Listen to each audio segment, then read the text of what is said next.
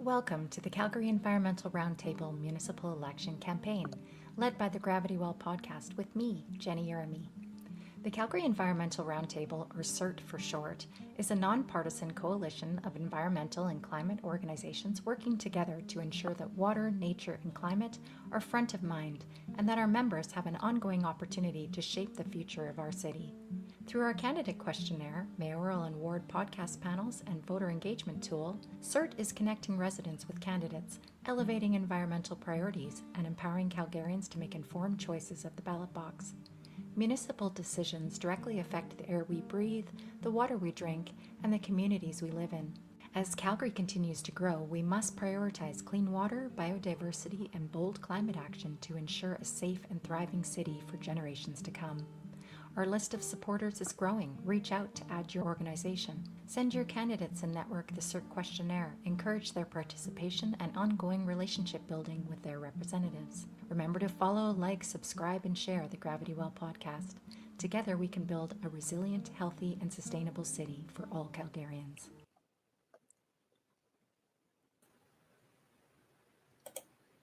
Okay, good morning or good afternoon, whenever you see this. I am Jenny, your host for the Calgary Environmental Roundtable series, and I'm happy to welcome Kathleen Johnson to the studio today. Kathleen is from the Calgary Urban Species Response Team and Bird Friendly Calgary. Welcome, Kathleen. Thank you for joining me, and please take a moment to introduce yourself. Well, thank you so much for having me, Jenny. I lived in Calgary since the mid-'80s, and I've really seen the city grow. In 2019, I helped to start the window strike monitoring team after I saw all the great work being done out east. If it's all right, I would love to just send the volunteer team at CUSRT a big shout out for all that you do. You're each so appreciated and you really make a difference. So particularly in the mornings and during migration, the team will be downtown searching for birds and bats who've encountered death or injury due to our built environment, particularly due to glass. As it would be, today is the kickoff of Global Bird Rescue Week. So we're hoping that Calgarians all over the city will help us look for injured birds in our own neighborhoods and at our offices. We have a quick little form for Calgarians to let us know if you're going to keep an eye out too. Today is also the deadline for our bird-friendly city extension application to Nature Canada. So another big shout out to yet another fabulous volunteer team at Bird Friendly Calgary. So this is the perfect day to join you and support this effort. I'm so pleased to be part of the Calgary Environmental Roundtable and to be here for the Ward 1 Candidates podcast. Thanks, Jenny. Thank you so much for being here, Kathleen. And Kathleen has been instrumental in our getting this candidate questionnaire off the ground. We couldn't have done it without your help, Kathleen. And I'm learning a lot myself about the impact of buildings and bird strikes and what that means for bird populations. So it's been a wonderful experience getting to learn from you. Okay, so this campaign, the CERT Calgary Municipal Election Campaign, Building a Greener Future for Calgary podcast mini-series is officially launching today. We did have an opportunity. Thank you, Jeremy Farkas, for meeting with us last week. So we have one mayoral candidate under our belts. And today we are going to be joined by a Ward 1 candidate by the name of Ali Oonwala. Yes. I hope I said that correctly. Yeah, thank you. You did. Yes, thank you so much for joining us. Really appreciate your taking the time in taking in our questionnaire. So again, we are asking for people to send a note to your candidates, use our new mode tool, make sure that they understand that this is an important issue to you. As Jeremy Farkas said, this is something that is non-negotiable. Our natural services are something that help us exist and have a happy living environment here in Calgary. So thank you very much for taking the time to meet with us, Ali. No, thank you. Thank you guys for your work, important work. You bet. And actually, I have a little bit of an intro for you, so I'll go ahead and do that. But then I'd love for you to expand upon anything I miss here. Sure. But so Ali is has real world experience as a small business owner. He's a longtime Ward 1 resident and father of 3. He knows how city council decisions impact families, local services, and small businesses. Independent of any municipal political party, Ali is focused on practical, community-first solutions that reflect on the real priorities of Ward 1 residents. Safer neighborhoods, more affordable living, and a city that works for everyone. Thank you for stepping forward for the city, Ali. Anything in there that you'd like to add? No, I don't think so. I think that summarizes everything. Great, excellent. Okay, so we're just going to take this time to go through these questions with you. So I'll lead us off. So the first question is around Calgary's climate strategy. So we have 5-year goals to reduce energy poverty, utility costs, create clean economy jobs, improve public health, build more equitable, climate resilient communities. If elected, how will you work to achieve these outcomes for Calgarians? Thank you. So I think I will definitely, this is a key priority of mine, which is why I wanted to join your guys' podcast. And I think I will work to ensure, Calgary meets the 5-year goals of our climate strategy. Focus will be simple and practical, and on actions that reduce costs for families, create jobs, and make our city healthier and more resilient. So some examples of that are reduce energy poverty and utility costs, expand access to retrofit programs for older homes and apartments, prioritizing low-income households so energy savings benefit those who need it the most, as affordability is such an issue as I'm going door to door, and so this is key, I think. Create clean economy jobs, work with local trade schools and industry to train workers in green construction, retrofitting, and renewable energy installation. We're starting to see a lot more of that, which is great, and I think it is the future, and to keep our city environmentally friendly, it's what we need. And that's why I think I'll use city procurement to prioritize local contractors who can deliver on energy efficient housing. Take a look again at the e-transit. I know it didn't work out the way we needed it to, but I think if it has a more focused and deliberate look, I still think that's a viable project, along with other renewable infrastructure projects. And then focusing also on mobility and air quality through public health initiatives, investing in safe, reliable transit and active transportation options, I think. Encouraging carpooling to reduce vehicle congestion and air pollution. As Calgary is growing too, maybe another consideration as well as an HOV lane, on the main thoroughbreds within the city. And then a big one, expand Calgary's urban tree canopy and green spaces to improve air quality and provide natural cooling during heat waves. So these are kind of some of the main things. I think supporting the creation of a public scorecard as well, just so there is Calgarians know what's happening, and if we're actually acting on a lot of this, that will track the Calgary's 5-year climate targets. So emission reductions, energy savings, job creation, and health improvements. That's fantastic. So what I hear is this is a key priority for you, and that you will be working towards meeting these goals with a 5-year plan through simple, practical, and economical steps. And a couple of the examples that you gave were to improve access to a retrofit program for existing buildings, and also to expand the urban tree canopy. But you also gave other examples as well. Thank you so much for that. No problem. So I'll ask you the next question. How will you ensure that new community development and redevelopment in Calgary protects our watersheds, river and creek valleys, wetlands, and the wildlife and urban biodiversity that depend upon these ecosystems? Thanks for the question. I think this is a simple answer, but I think so vital, and oftentimes overlooked. So for me, I think expanding tree canopy and native plant restoration programs to improve habitat and climate resilience jointly and together. Again, accountability I think is key, as we talked about in the first question, and that alone will have community engagement as well as we have transparency and accountability. And then establishing a public reporting tool, just elaborating on that, showing how each kind of approved development meets environmental protection requirements as well. And then I think lastly, engage in local watershed groups, Indigenous communities, and environmental organizations early in planning to ensure decisions reflect lived knowledge and ecological expertise. Wonderful. That's music to my ears. So I heard habitat restoration is something Yes. that you appreciate as being vital in terms of getting us back on track for our protecting our watersheds and our wetlands, et cetera. So thank you for acknowledging that. I heard tree canopies are also extremely important. Thank you for that. And the accountability and transparency piece is going to be vital, like you said, to move the public along.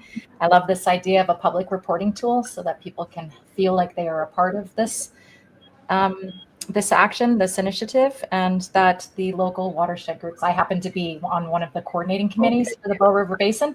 So Awesome. I won't be directly related to that, but I am very supportive of the work they do and appreciate how knowledgeable that group is and how important it is for the city to look to them for their input. So thank you so much for appreciating that. Amazing. Yeah.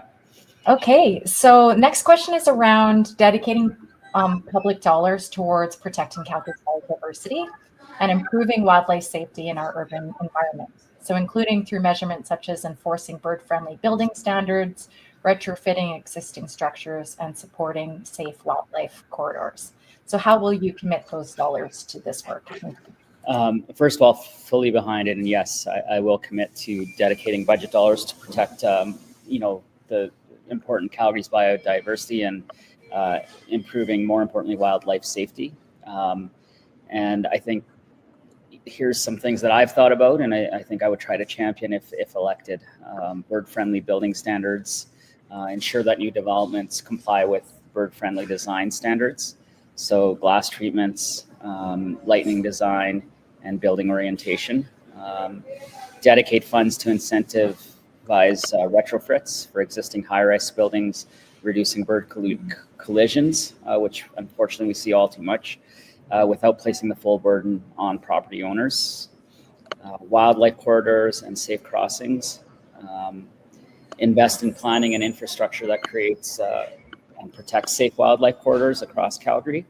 And I think not only that, I think, letting Calgarians know these places exist, because I've visited them with, my family, and, I think it's a great thing for kids to be seeing and involved in as well, and great activities for more Calgarians to go out and experience. So really getting the word out that wildlife corridors do exist in Calgary.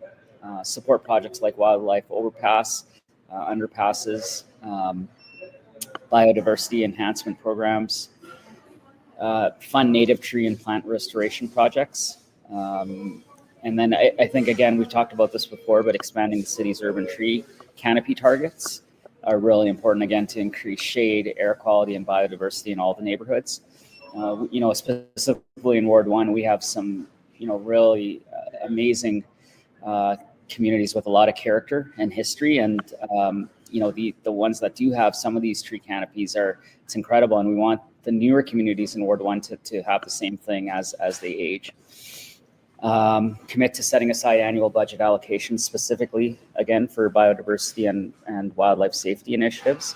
And then I think this is something too, which would be partnering with, the universities in the city, nonprofits, and again, Indigenous communities to co-develop biodiversity programs that are really based on science and traditional knowledge, which I think we don't do enough of, especially the latter. And then I think, again, for accountability, require annual reporting on biodiversity funding and outcomes. So there is transparency and residents can see the process, the tangible process. I think it's so important for them to realize that these things do work and do have reduced bird collisions to increase native species habitat. Well, Ali, I was actually going to ask you a clarifying question to ask you to expand upon your thoughts on the wildlife safety aspect. As you know, we have Global Bird Rescue is starting today, but I actually have heard a lot of this messaging through what you just shared. And I'm really grateful to hear you sharing things like a prioritization for actual bird-friendly design, and you did specify with lighting standards and with glass retrofits, as well as for new buildings as well. And so the other things I heard you mention too, the retrofits, funding for existing buildings. So particularly like buildings downtown. I was going to say this is mainly downtown. I mean, we do see it in residential. Like unfortunately I've had more birds even hitting my windows at home. But yes, I think we got to start where there's definitely more higher buildings and more more really downtown area in general, and then kind of get it out to I think incentives for potentially builders for glass retrofits, right? Because I think even the residential homes, it is important if we can get to that point.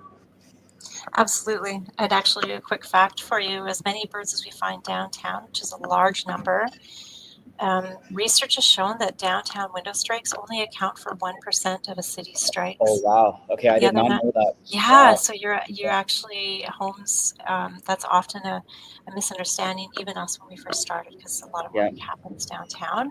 It's really important, but like you say, we've all experienced them at our homes. So thank you. Yeah, do keep that on your radar for sure for homes and larger buildings. Yeah. And I just so thank you for expanding on those pieces. And I also heard you talking about wildlife overpasses, the importance for maintaining wildlife corridors, and setting aside an annual budget that would be supporting biodiversity programs. And one thing that stood out that you said was you've mentioned this a couple of times that matches with our values as well, is to engage Indigenous peoples in the community early on and to develop programs with traditional knowledge as being a key point in that. So I hope I didn't miss anything in the summary, but those are the pieces. And that is important. I think there's so much knowledge that we are not really using or collaborating with. And I think, there's history of that knowledge, and we need to take advantage of what's right in front of us, really, to be honest. And then I think, the wildlife corridors, like I think, the Rockies are literally in our backyard. And, I am seeing more and more of that, as you drive to Banff, Lake Louise. But I think, there's not enough. There's still not enough, right? And I think it's great for the wildlife, but it looks nice too, right? I know there is a cost there, but I think definitely more of that, in my opinion. Absolutely. Well, thank you very much. And yes, I definitely underscore the importance of retrofitting downtown buildings with to not leave just the cost on the buildings, but also to share that as well as homeowners. So thank you so much. So I'll just go ahead with the next question. Sorry, Jenny. Let's see. So what steps will you take to ensure that housing, rent, and transit in Calgary are affordable and accessible so that more Calgarians can access service with dignity and live and work in a healthy city? So I think, as I've been out about community events and door knocking, this is by far, the number one thing I'm hearing. And again, in my simple vision, this is at top of mind as well. I think affordability and accessibility are central to building a healthy, sustainable Calgary. If elected, I will, take these steps to ensure housing, rent, and transit are within reach for more Calgarians, while also reducing emissions and improving quality of life. So first on the list, again, affordable housing and rent supports. I think expanding non-market and affordable housing supply by dedicated city-owned land, streamlining approvals. I think right now a lot of things, permits, etc., get bogged down and take too long to get approved, and a lot of projects, don't see the light of day just because there's the timing issues.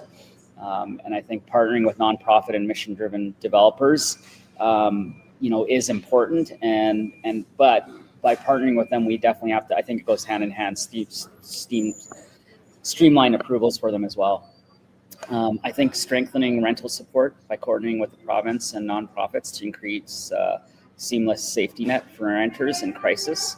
We're seeing more and more of that as affordability, is becoming an issue for more and more Calgarians.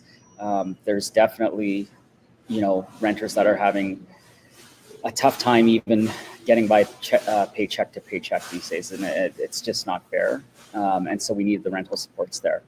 retrofit existing housing stock with energy efficient upgrades, helping reduce utility bills for low and middle income households while cutting emissions. And then I think, transit for sure can play such a vital role here. And I think accessible and reliable transit, there needs to be some work done for sure in Calgary to get here. But I think investing in frequent, reliable transit services so that every community, especially underserviced one, have a dependable alternative to driving. Specifically, again, to Ward 1, we do have a lot of seniors in our communities. And I think, this is something also I'm hearing is that, they want to be able to go out and about, but the transit is not meeting their needs right now. So I think the Green Line expansion is good, but again, it's taking too long. We need to really move this forward and advance projects like that. And even the bus rapid transit and on-demand neighborhood shuttles to make transit more practical and affordable for daily use. And then, keeping fares affordable, we understand there needs to be small rises, but, specifically for youth, students, and seniors and low-income Calgarians, I think we need to target more subsidies and be more transparent about those subsidies. Equitable urban planning, protect renters and homeowners from displacement and redevelopment by embedding affordability requirements into new projects.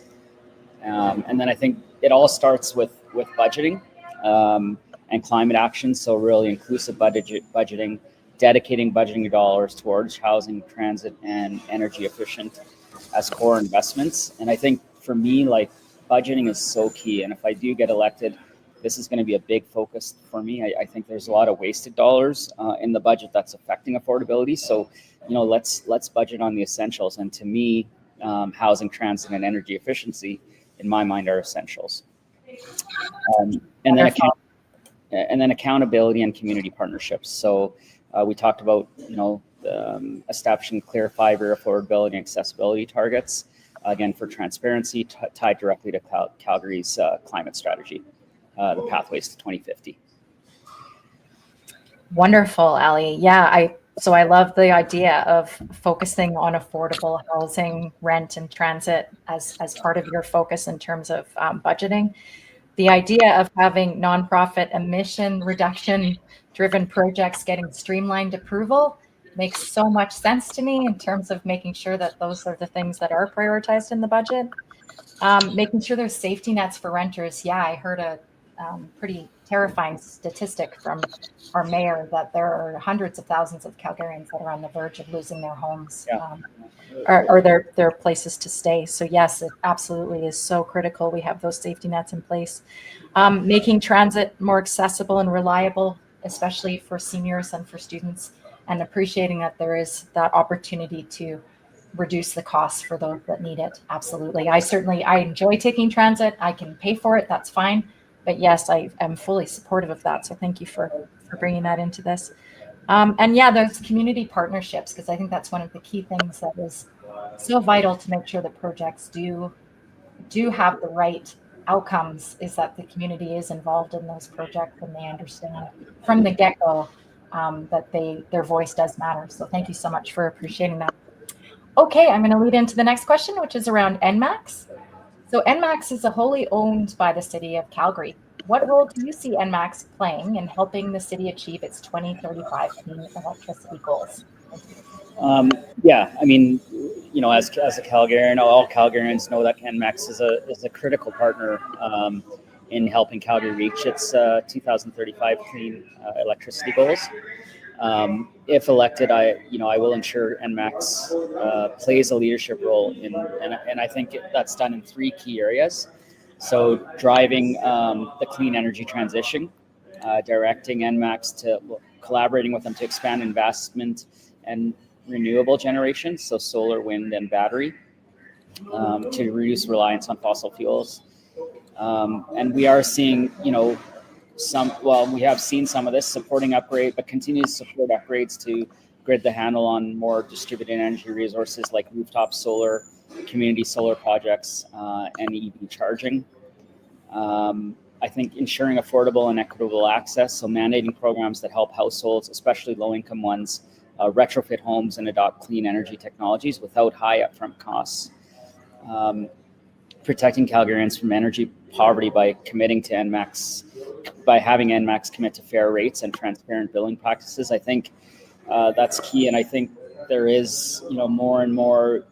Again, as I'm door knocking, I think there's a lot of more and more Calgarians, unfortunately, that are losing trust in NMAX. I hate to say it, but we want to work with them to rebuild that trust and really show them that there is transparent billing practices, and NMAX is striving to have fair rates. But I think we need to do a better work with NMAX for them to do a better job of that.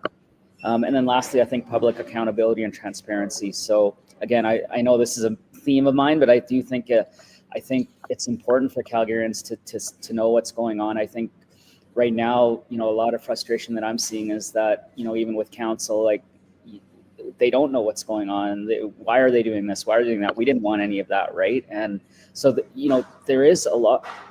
I actually, one thing I'm really proud of is, as I'm going around, like, there's so many educated and informed Calgarians. Like, it's actually surprised me, and it's so neat having these conversations. And they love the city, they love their community, but there is frustration, and I think we need to do a much better job strengthening council's role in governance to ensure NMAX decisions reflect public interest first and not just financial returns.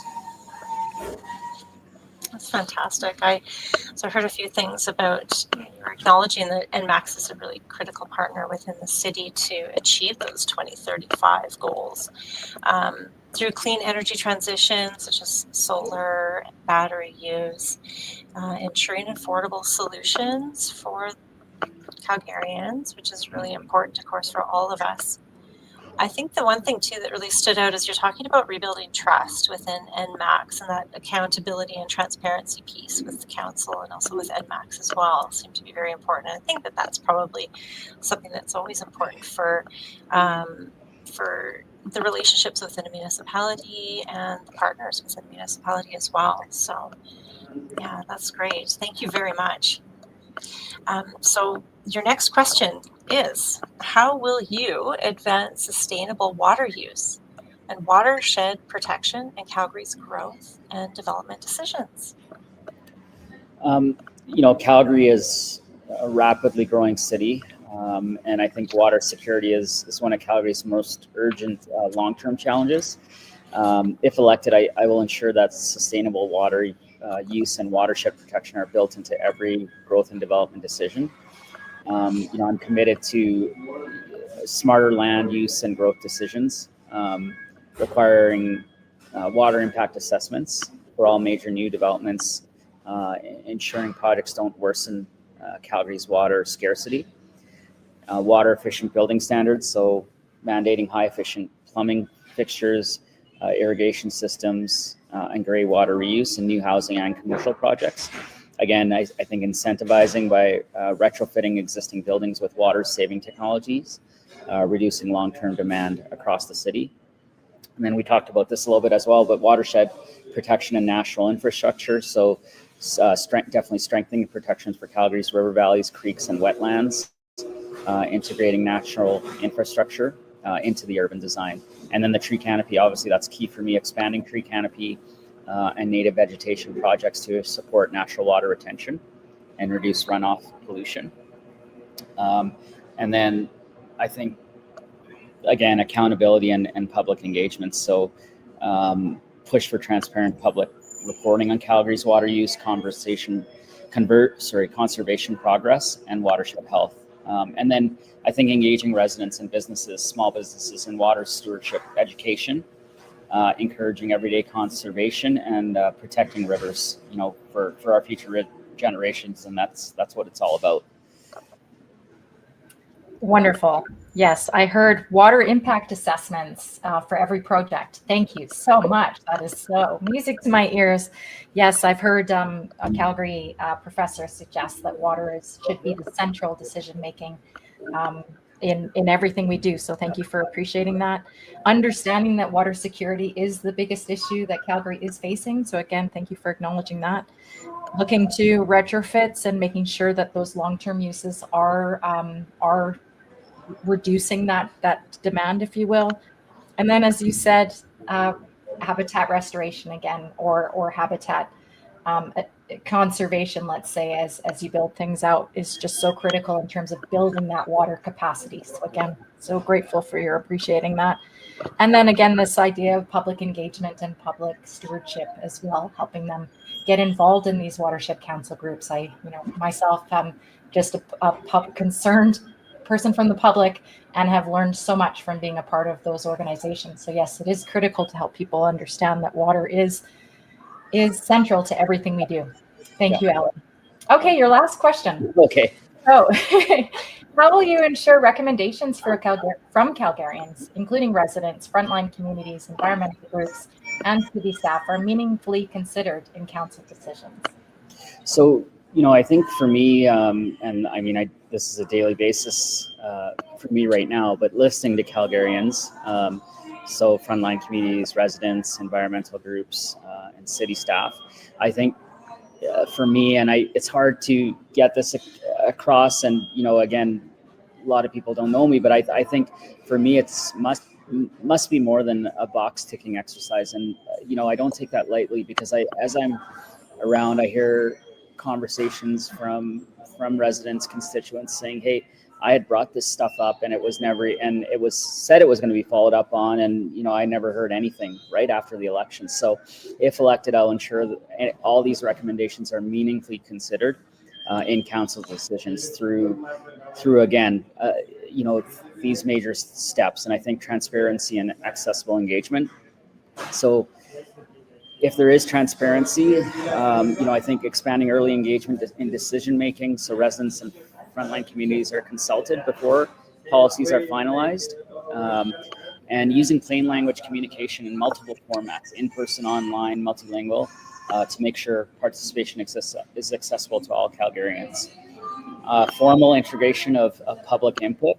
So I would put in that would require that all council reports include a summary of community and staff input received, and clearly show how these recommendations shaped the final proposal or outcome. And then for transparency, again, tracking and reporting mechanisms so residents can actually see that their input was incorporated, and if not, then why not? Empowering city staff expertise, so value and respect the expertise of frontline Calgary city staff by ensuring the recommendations are included in council debates, not buried in administration. Protect staff from political interference by supporting evidence-based policy development. And then lastly, I think, again, accountability and feedback loops. So commit to public feedback reports after major consultations outlining what was heard, what was acted on, and what was not, with reasons. And then hold myself and council accountable by regularly meeting with community stakeholders to review progress and adjust as needed. Well, Ali, that's you've said a lot of things that sound fantastic. You've talked a lot about just really listening to people. One thing that stood out is you mentioned city staff. It's great to hear that you would have an ear for the city staff, because the city has a tremendous team full of experts and very dedicated people there. So that's great to hear, as well as listening, of course, to Calgarians and nonprofits ahead of time and consulting with people ahead of time. And I liked what you said about ensuring that the council takes recommendations and meaningfully considers them. We have to look at what's within our control, and that would be something that would be achievable. Using plain language in documentation and in the processes for providing feedback, you've mentioned would increase accessibility, and if it's more accessible for one person, that actually benefits everyone. So that was great to hear as well. And I liked your idea too of the council provide a summary afterwards with decisions to touch on if a consideration was not listened to, or how did their decisions come to be, and if something was not acted upon, how come, and provide some information on that. Those are some of the items that stood out and the examples that you had provided, which was really, really great. Thank you very much for that fulsome answer. Yeah, I'll just add evidence-informed decision-making in that as well is what I heard, Yep. and just so Yep. critical. Thank you, Ali. Yep. Anything you wanted to add for us? Obviously, these questions were very, focused on nature and biodiversity and all that, but is there anything beyond that you would like to just offer our listeners? No, I don't think so. And, I hope your guys' voices get out there and are heard more, because it's so important. Yeah, thank you, Ali. And, best of luck. And you can know that you will be seeing us a lot more in the future if you are elected. And I hope otherwise, because you are clearly a very vital person in Calgary. Thank you for stepping forward for our city. Really appreciate your time, I hope. And thank you for making time for us. I know you're busy at the door, so good luck with all of that. Thank you so much. Have a great rest of your day. Take care. Okay, Kathleen, thank you so much for your help. It's been such a pleasure learning from you, as I was saying. Again, candidates are joining us to share their vision, as you can see, of a green Calgary. This campaign is to identify priorities and inform voters who will be most successful because of you and your support. So Ali Oonwala was the first to respond. Thank you for that, Ali. We've heard from another candidate in this ward as well.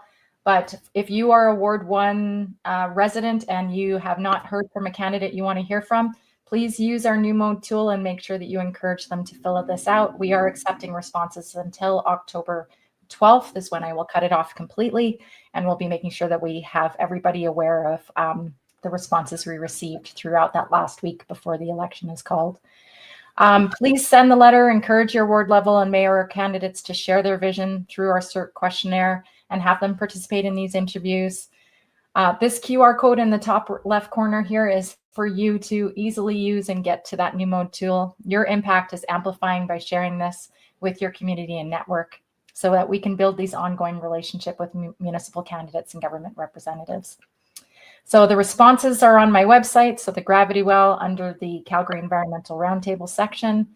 Please see the YouTube schedule as well. I'll include that in the chat, and it will run, as you know, maybe through this week, next week, and the week after. And lastly, remember to please follow, like, and subscribe to the Gravity Well. Together, we can build a resilient, healthy, and sustainable city for all Calgarians. Kathleen, any closing words from you before we wrap? Well, thank you very much, Jenny. That was very insightful and very helpful. We're very grateful that you are allowing us a little extra time to emphasize the importance of retrofitting windows in Calgary, particularly downtown. Hundreds, if not thousands, of birds are dying in Calgary every year, and it's entirely preventable and with some easy solutions. And so it's wonderful to have this front of mind, as well as all the other bird-friendly city aspects that were highlighted today, like native plants, tree canopy, wildlife corridors, so many more things that were touched upon. We're really grateful, and thank you for all of your effort and the effort of Preet and everybody on the Calgary Environmental Roundtable for making this all happen. Wonderful. And yes, I will be including some links from Kathleen as well in this Ward 1 summary. You will see it for sure, and I'll also include it when we go live for everyone. Okay, have a great rest of your day. Thank you very much again for participating with me. Take care, everyone.